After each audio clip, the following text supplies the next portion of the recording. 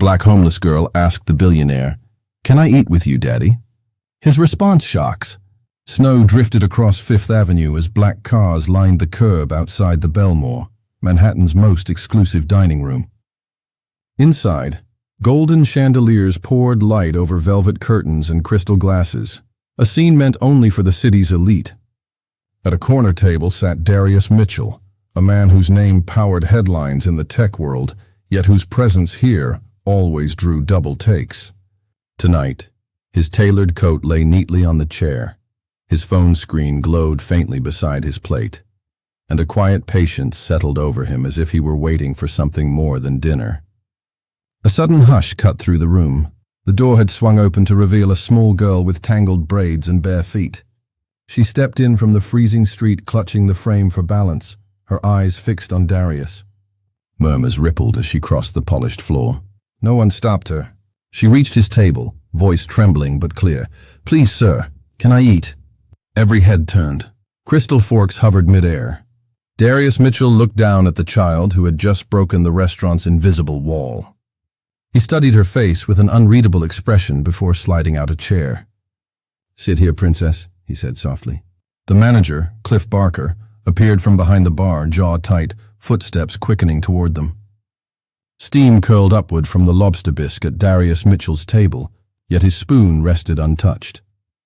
Nights at the Bellmore had always begun like this, a performance of luxury wrapped around a thread of unease. For 4 years he had come here once a month, and for 4 years the pattern never changed. The host greeted other guests with wide smiles while offering him a stiff nod. Orders from nearby tables flew to the kitchen at lightning speed while his own lingered somewhere behind the swinging door. Whispers trailed after him like smoke whenever he walked to the restroom. He absorbed it all, quietly, like someone listening for a note no one else could hear. A younger version of Darius had dreamed of sitting in such places. He had grown up in a cramped row house in Newark where his mother worked double shifts and his father fixed cars in the driveway. He built his first computer from discarded parts, taught himself to code, and launched a startup from a folding table in his apartment. Now he was a multimillionaire who shaped the future of cloud infrastructure. Yet inside the Bellmore he was treated as an interloper, an outsider wearing an expensive suit. The irony hardened into purpose with every visit. Across the room, Cliff Barker emerged from the kitchen corridor like a sentinel. His suit was perfectly pressed, his smile thin and polished, the kind that never touched his eyes. He spoke in phrases about maintaining standards and protecting the atmosphere, coded language delivered with a velvet edge. Regular patrons knew his rules without being told. Tonight, his gaze flicked between Darius and the barefoot child now seated beside him, calculating the optics before his next move. At a nearby table, Evelyn Carrington draped a fur stole over the back of her chair and raised a crystal flute to her lips. Old money radiated from her in every gesture, the tilt of her chin, the arch of her eyebrow, the way she whispered to her companions with a glimmer of mockery. "Imagine the nerve," she murmured, just loud enough to carry. "This is supposed to be an exclusive environment." Her words floated across the dining room like perfume, heavy and unmistakable. Naomi sat perfectly still, small hands folded in her lap, a child shaped by hardship and hope in equal measure. The hem of her dress brushed against the upholstered chair, revealing bruised knees and thin ankles. She looked at the menu as if it were written in another language, her eyes darting to Darius for reassurance. Viewers could sense the question forming in their minds. Who is this girl, and why has she come here alone? She seemed like every vulnerable child who has ever stepped into a place where she was not meant to belong. Darius reached for his water glass, movement steady and deliberate. A glint of light flickered at his wrist, where a discreet smartwatch displayed more than just the time. Beneath its blank screen, a recording app captured every word, every glance, every breath of disdain in the room. In his pocket, his phone was already syncing the footage to an encrypted drive. This was not a spur-of-the-moment act of kindness. Something larger had been set in motion long before Naomi walked through the door. The waiter approached hesitantly with a basket of bread. "Compliments of the house," he muttered, eyes flicking toward Cliff for approval. Darius thanked him without looking away from Naomi, as if the simple act of breaking bread together was a shield against the silent hostility surrounding them. The child reached for a roll but stopped when she felt dozens of eyes pressing down on her. Darius nudged the basket closer, his expression softening just enough for her to take one. From her corner table, Evelyn Carrington let out a soft laugh. "Next they will be turning this place into a soup kitchen," she said to no one in particular, yet loud enough for the entire section to hear. Her companions smirked behind their napkins, their reactions a mirror of years of unchecked entitlement. Cliff Barker straightened his tie and moved closer, each step rehearsed like a dance he had performed countless times before. In the glow of chandeliers, Darius's posture remained unshaken. His mind flicked through 4 years of documented delays, whispered insults, and misplaced reservations. Every slight had been catalogued with precision. Tonight was simply the final entry. He reached across the table to pour Naomi a glass of water himself, an act of quiet defiance that contrasted sharply with the room's brittle etiquette. The dining room felt like a stage about to go dark before a sudden burst of light. Cliff was now only a few feet away, his face composed but his hands tightening on the leather folder he carried. Evelyn lifted her phone to snap a discreet photo, eager to share the spectacle on social media. Naomi glanced nervously between them, sensing the tension without understanding the stakes. Somewhere inside his jacket, Darius felt the faint vibration of an incoming message. He did not check it yet. Timing was everything. For now, he simply offered Naomi a reassuring smile, the kind that told a frightened child she was safe, even when the world around her was anything but.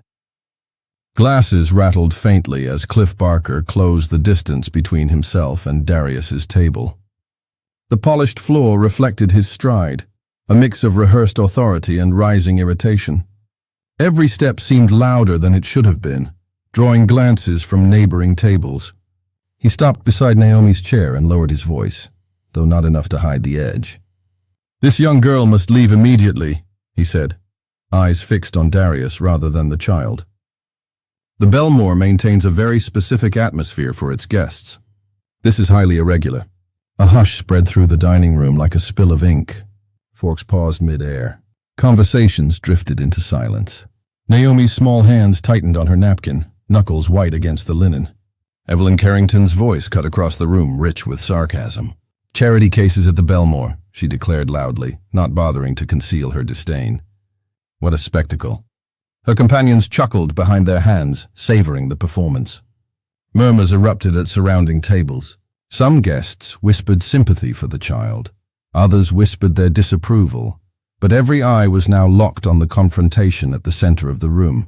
Even the waiter froze near the bar, tray balanced in midair, unsure where to look. Darius rose slowly, movements deliberate, and straightened the lapel of his jacket. His height drew the light of the chandeliers across his face, revealing calm eyes that did not blink. He gestured toward the chair opposite him. "Naomi, look at the menu," he said gently. "Order anything you want. Tonight you are my guest." The girl glanced at him, hesitant, then lowered her eyes to the leather-bound menu as if opening a forbidden book. Her fingers traced the embossed letters without speaking. Cliff Barker cleared his throat, voice tightening. "Mr. Mitchell, I must insist. This establishment has standards to uphold. We cannot simply allow anyone from the street to sit at a guest's table." Darius met his gaze without flinching. "You are making an assumption about where she belongs," he replied quietly. "That assumption is not yours to make." Security moved at the edge of the room, 2 uniformed men stepping forward but stopping short when Darius turned his head slightly in their direction. He did not raise his voice, yet the gesture carried weight enough to pause them. Evelyn Carrington leaned back, swirling her wine. "Some people believe wealth buys them the right to rewrite etiquette," she said, her tone dripping with irony. "A shame." The words struck like small arrows across the room. Naomi shifted in her seat but did not rise. Darius placed a hand on the table, palm open, a signal of reassurance. "You will bring her a children's menu," he told the waiter calmly, "and you will take her order." The waiter hesitated, eyes flicking to Cliff. "This is not your decision, Cliff," Darius said, still in that measured voice. "Do not make it worse for yourself." A flicker of something crossed Cliff's face. Confusion, perhaps, or the first twinge of unease. He took a step back but did not yield. "Sir, I am the manager here. It is my responsibility to maintain the dining experience. You are placing me in a difficult position. You placed yourself there years ago, Darius answered softly. Tonight is only the moment when everyone else notices. Gasps rippled through the room. Guests looked from one to the other, sensing currents they could not yet name. Why was this man so composed? Why did his words sound like a verdict rather than a plea? Naomi studied the menu with trembling hands. I have never had steak before, she whispered. Darius smiled faintly. Then you will have the best steak they serve, he said. And dessert afterward. Her face brightened for a heartbeat before she remembered where she was and lowered her eyes again. Cliff shifted his weight, searching for support from the room, but finding only curious stares. The security guards exchanged uncertain glances, awaiting an order that no longer seemed safe to give. Evelyn Carrington raised her phone to snap a photo, eager to broadcast the moment on social media, unaware that her own words had already been captured by a different device. Darius adjusted the cuff of his shirt, revealing just enough of the sleek watch on his wrist for a small red light to blink once. The detail passed unnoticed by most of the room, but it marked the quiet machinery beneath his calm exterior. Bring the child her meal, he said again, not as a request but as a statement of fact. Cliff opened his mouth to protest, then closed it. Something in Darius's tone made the sentence die before it was spoken. The Bellmore's air grew heavy with anticipation. Guests leaned forward as if the restaurant itself had become a stage for a play whose next act could topple reputations. Naomi lifted her head at last and asked the waiter for steak and ice cream. Her voice was small but steady, the sound of a boundary being crossed without permission. Darius gave a single nod of approval. Good choice. Around them, the chandeliers shimmered, casting long reflections across the polished floor. Cliff Barker stepped back, uncertain for the first time in his domain. Evelyn Carrington lowered her phone, frowning as though the script had changed without her consent. The silverware on Naomi's plate made the smallest sound as she cut her steak. She kept her eyes on the food, shoulders drawn inward, as if she could shrink under the weight of so many stares. Around her, the restaurant hummed with a brittle tension. People whispered, phones tilted at odd angles to capture the moment without being obvious. Cliff Barker returned to the table with new stiffness in his walk. His voice was louder now, less careful. Mr. Mitchell, this is beyond inappropriate. You are turning the Bellmore into a shelter. He glanced at Naomi with thinly veiled disgust. This is not a soup kitchen. Evelyn Carrington tilted her chin, her diamond earrings flashing under the chandelier. Exactly, she said. You might think it is noble to bring your little project here, but some of us pay for privacy and standards. We are not interested in watching charity dinners. A few guests gasped. Others stared at their plates, pretending not to hear. The cruelty in her tone landed like a slap. Darius did not flinch. He lifted his phone, screen angled down, the small camera quietly capturing every word. His face remained calm, but a faint muscle moved at his jawline. Naomi, he said softly, how is the steak? The girl looked up for a second. It is good, she whispered, then returned to her plate. Her voice was so small the nearest guests leaned closer as if to shield her with their ears. Cliff crossed his arms. I am warning you, Mr. Mitchell. If you do not remove this child from the dining room, I will call the police. Evelyn gave a brittle laugh. And I will call the board. They should know their restaurant has been turned into a circus. She tapped her phone, ready to make the call. The Bellmore's reputation is at stake. Darius set his fork down with care, the sound sharp against the plate. Please do, he said. His voice was quiet but carried to every corner of the room. Call them all. Naomi's fork paused mid-air. Her wide eyes flicked between the adults. She looked as if she were bracing for a storm. A ripple moved through the dining room. People shifted in their seats, unsure if they were watching a scandal or a reckoning. For a heartbeat, Darius's gaze drifted past the chandeliers, as if looking at another time entirely. A flash of memory crossed his mind. The small kitchen where he had eaten cold cereal while his mother worked a double shift. The nights when no one spoke to him except the television. He had once been the child sitting in a place where people thought he did not belong. That memory carried a promise he had made to himself long ago. If he ever gained the power to change such moments, he would use it. He would never let another child feel small in a room built for the powerful. He looked back at Naomi, seeing not only her but also the boy he had been. That was why he had adopted her. That was why this night mattered. Cliff's voice cut through his thoughts. "This is your final warning," he signaled to the security guards hovering nearby. "Escort her out, or I will call the police myself." Evelyn smirked and raised her phone higher. "Yes, do it. The board will thank me for preserving our standards. You will regret this, Mr. Mitchell." Darius placed his phone flat on the table, its screen glowing faintly as it continued to record. He leaned back, his face unreadable, but his eyes steady. "You are welcome to call whoever you like," he said, voice calm as still water. "But every word you speak now is being saved. Think about what it will sound like outside this room." Cliff hesitated, a bead of sweat appearing at his temple. Evelyn's fingers froze above her phone, though her mouth kept moving. "You cannot threaten me," she hissed. "Do you know who I am?" "Yes," Darius said softly. "And soon everyone else will too." The waiter returned with Naomi's ice cream, his hands trembling. He set it down gently in front of her, eyes darting between the adults. Naomi murmured, "Thank you," without looking up. Darius pushed the bowl closer to her. "Enjoy your dessert," he said. "You are safe." Around them the tension thickened. The chandeliers glimmered as though holding their breath. Security did not move. Phones around the room tilted a little higher.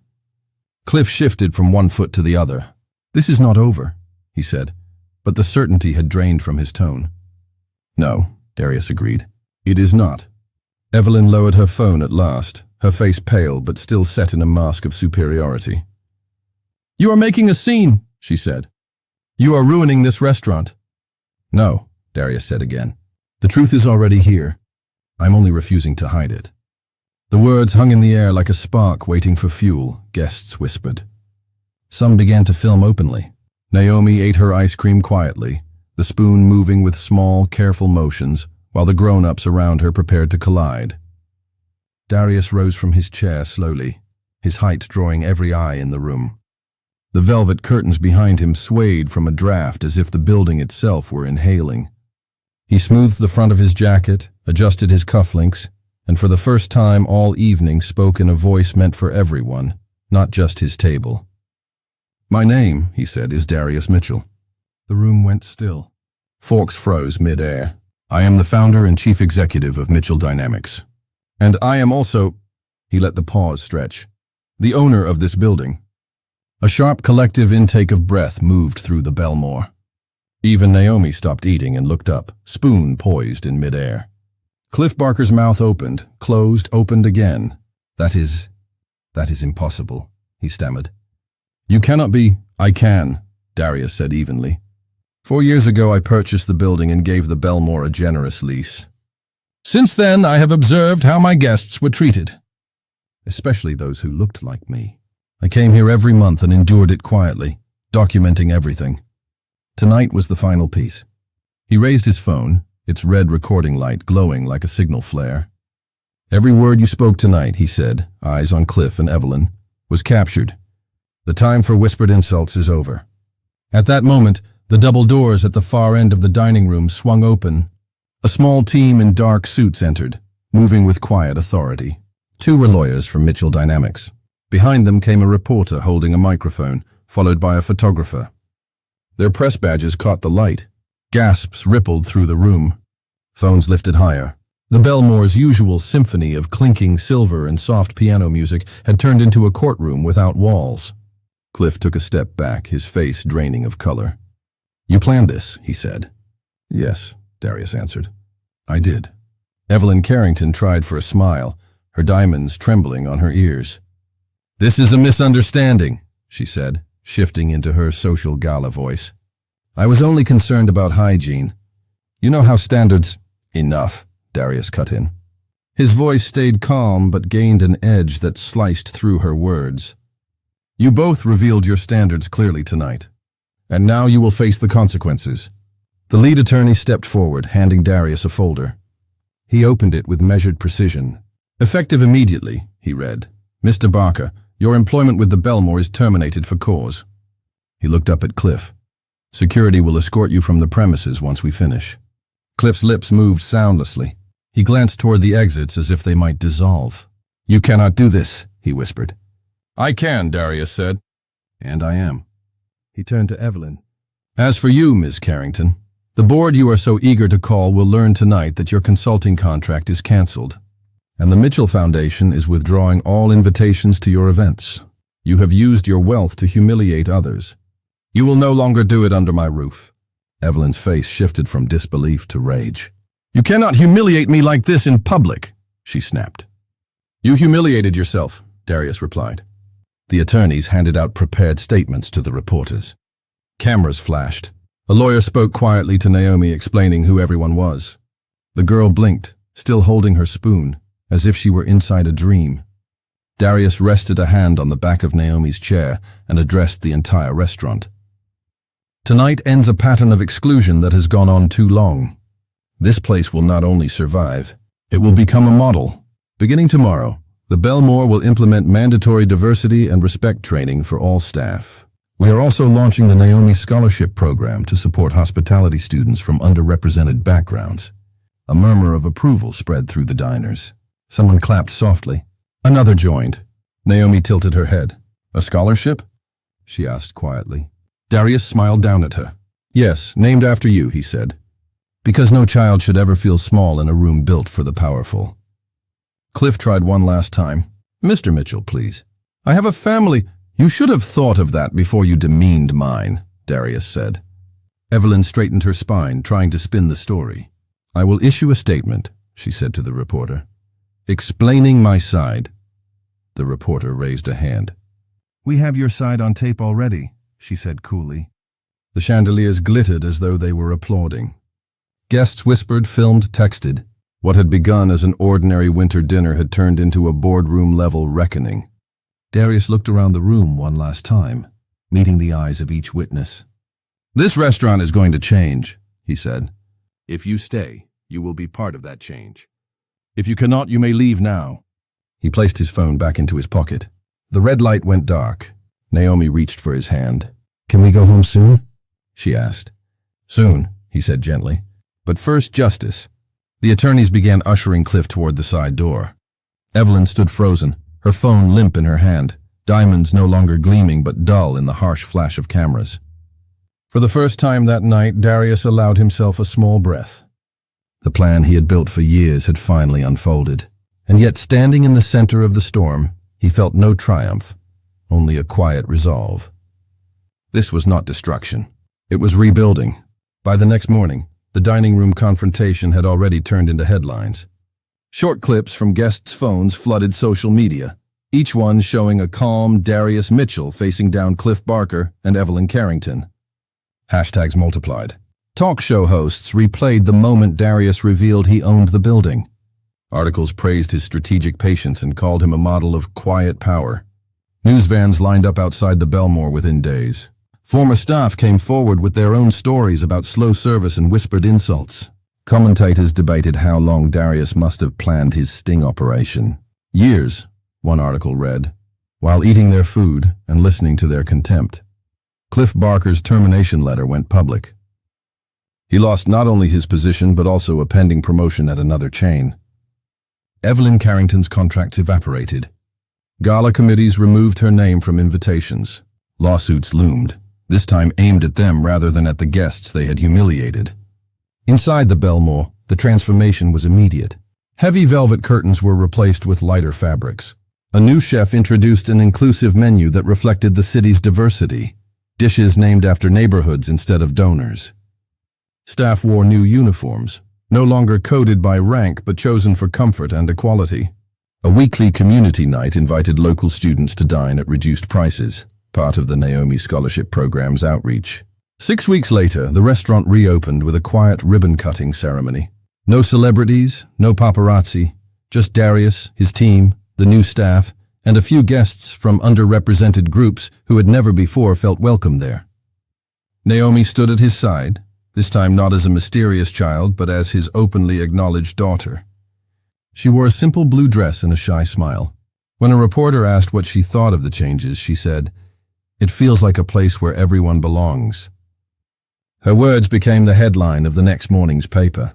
Darius looked around the transformed dining room, the chandelier still glittering but no longer cold.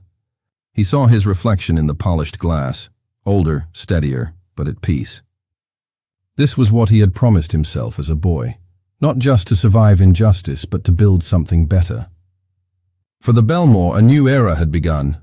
For Darius and Naomi, it was no longer about revenge, but about legacy, proof that patience, planning, and dignity could turn humiliation into change, and silence into a voice strong enough to echo across a city. 6 months later, a soft winter snow drifted past the tall windows of the Bellmore.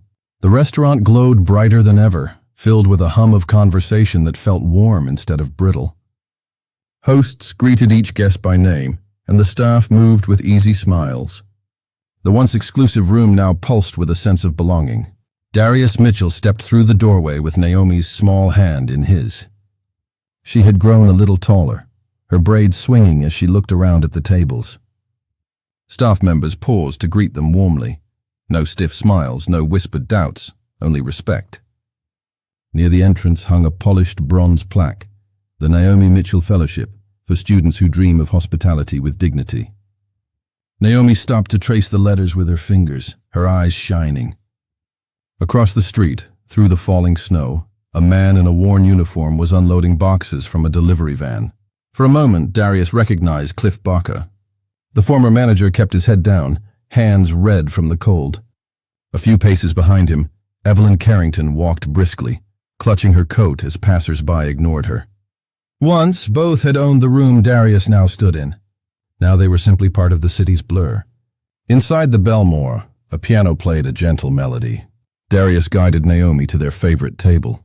His voice, steady and quiet, seemed to echo over the scene. "The best revenge is not destruction," he said. "It is building something better." Naomi squeezed his hand. "And we did," she whispered.